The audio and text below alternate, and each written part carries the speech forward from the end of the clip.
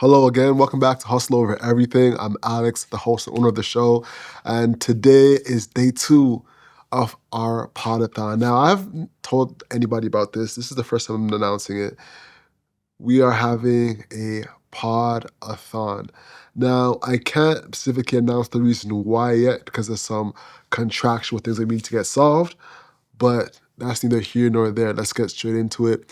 Today, we're going to be talking about this week that's been filled with the Jamaican culture, from Vybz Kartel's performance in Toronto, the concert in Toronto, to Hurricane Melissa and the overall devastation that it's created. But there's been a new unsung hero that's come out of it, and I want to talk about that today in the episode. So, all right, let's get into it. So, number 1, Vybz Kartel. Listen, Adidja Palmer, if you haven't to be listening to this, I just want to big you up. Thank you so much for coming to Toronto and touching the city. It was an amazing concert. You did your big one with this one. You did your big one. Big up yourself. So honestly, there's a lot of hate that went towards it, and I don't understand why. I think as Torontonians, with how tough the economy is, people needed a reason to lash out because they haven't paid this much for a concert in a very long time. So distract yourself from the noise and big up yourself.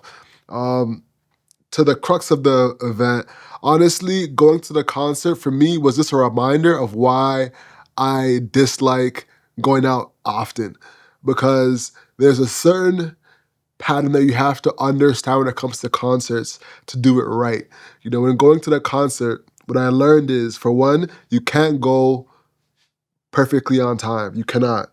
You either have to go extremely early or late and just get to your seats and enjoy the show, or just get there early, go to a restaurant inside the arena, and then go to your show and enjoy yourself. If you're in between any of those, it's just pure noise and confusion. So that's one of the biggest lessons I've learned from the concert experience overall. Now, on to Vybz Kartel. He absolutely smoked it. There was good openers. I went on the Sunday, and it was good seeing the dancehall performers from that cypher. Y'all know what I'm talking about. Naturally. That was sick. Seeing that was fire. And then seeing Vybz Kartel come out and perform, it was the experience I needed to have. That was the experience my inner child needed to have. So that was exceptional.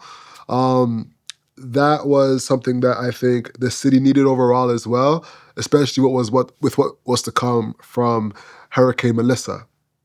So all in all, great concert. What was crazy seeing some of the fights that broke out throughout the concert. Of course, people were smoking throughout the concert. And overall, seeing the markup of food, of this and that was crazy. Seeing pizza for $20 was insane. I bought pizza, 2 slices of pizza, 2 slices of pizza for $20. Listen, I'm not claiming to be rich, neither am I claiming to be broke.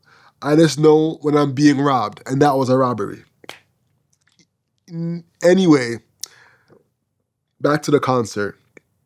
Vybz Kartel performed all out of his hits. The only song he didn't really play was Fever, and he didn't play the song For the Woman, the song with Vanessa Bling. The fact that he didn't play that, I only played like a little sample. I think people are a little bit mad at that. But other than that, listen, I say a 9 out of 10 performance. All right, now let's get into Hurricane Melissa, because Hurricane Melissa was one of the most challenging things to see as a Jamaican. Literally the strongest hurricane that's ever touched the country in years. A lot of our friends and family were petrified. I've never seen my mom look at a phone like that before in her life. She was scrolling like it was TikTok, like trying to just see the ups and downs of the hurricane. Now, what I found even more interesting wasn't just the hurricane, because at this point we've seen the damage. We've seen the reckoning that Hurricane Melissa has given. What I want to talk about today is an unsung hero, and that is Dr. Nigel Clark. And who he is a financier. He put something together that is a monumental step forward for Jamaica and Caribbean islands overall. What he does is he is a financier for the IMF, the International Monetary Fund. And what he created was an insurance kind of policy for Jamaica called a cat bond.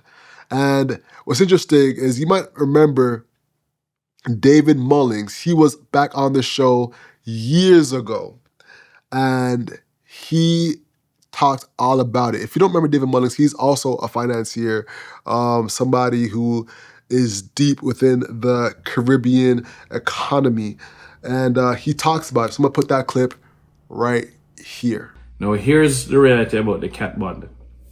Under Dr. Nigel Clark, who was Minister of Finance and the Public Service in Jamaica, Jamaica took out a catastrophe bond. It then renewed that bond, and I'm going to read exactly what was this bond, how it works, and now we've seen reports coming out of Jamaica about Unleash It.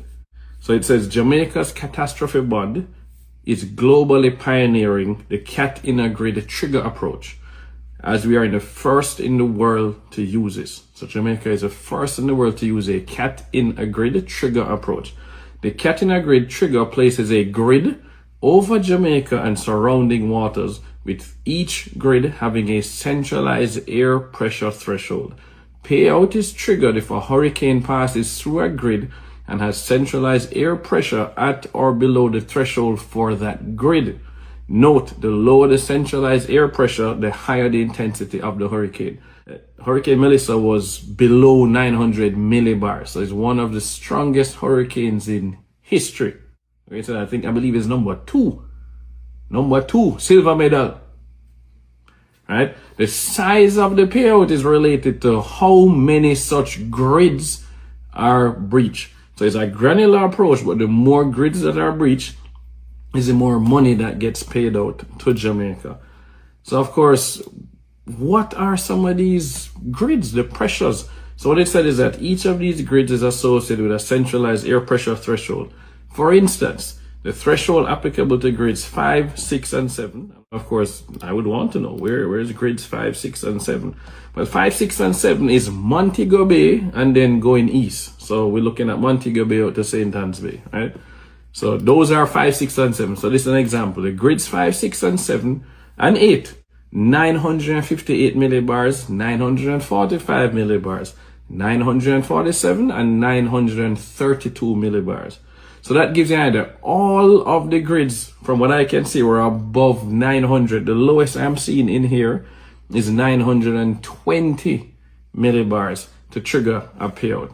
So we have to understand where we're going. Jamaica took out insurance, and that insurance is now going to flow to the government of Jamaica and allow them to speed up the recovery. One thing that I really appreciated about this is that with the explanation of it, you can understand that we now have an insurance policy for Jamaica when it comes to how we respond to hurricanes.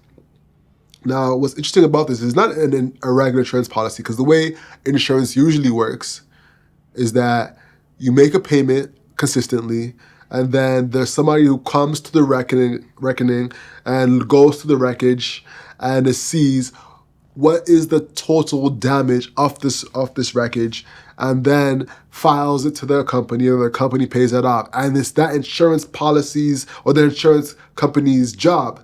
Their little job is to try and lower that cost as much as they can and drag out that process so they don't have to pay as much. That's the literal game. Whereas with this, the whole policy is to trigger as fast as the storm reaches above the threshold for the payout, which is amazing. I think that is one of the smartest ways that we can go forward. And honestly, it really makes Dr. Nigel Clark a hero for Jamaica. And Jamaica owes this podcast nothing. Jamaica brought this podcast to its first #1 spot in the business charts. And I'm honestly thankful, and I really pray that we have real growth that comes out of this, that we actually figure out a way through this challenging storm, this challenging hurricane. There's been new rivers that have come out. Like the overall geographic makeup of Jamaica looks like it has changed from this. So overall, I just hope that, even though houses have been damaged, a lot of lives have not been lost. And I think that's one thing we can thank God for. That's one thing that we can thank God for. So that's really the crux of what I want to talk about today. Big up to Dr. Nigel Clark. And I am happy that we are able to have something that allows us to have insurance when it comes to the hurricanes and the disasters that can happen in Jamaica. And this could be a new model that goes forward for other countries in the Caribbean, whether it be Haiti, whether it be Cuba, whether it be Antigua, et cetera, et cetera, et cetera. So something that we can definitely leverage in the future. All right, moving right along.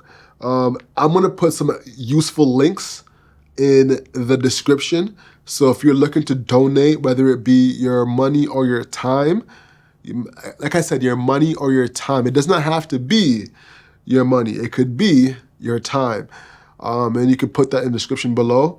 You can check that in the description below, and you can go from there.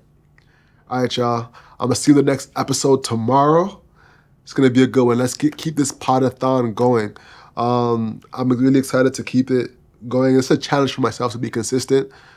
Let's see what happens. Hustle is what you can't control. So control your grind and control your life. I'm Alex. Peace.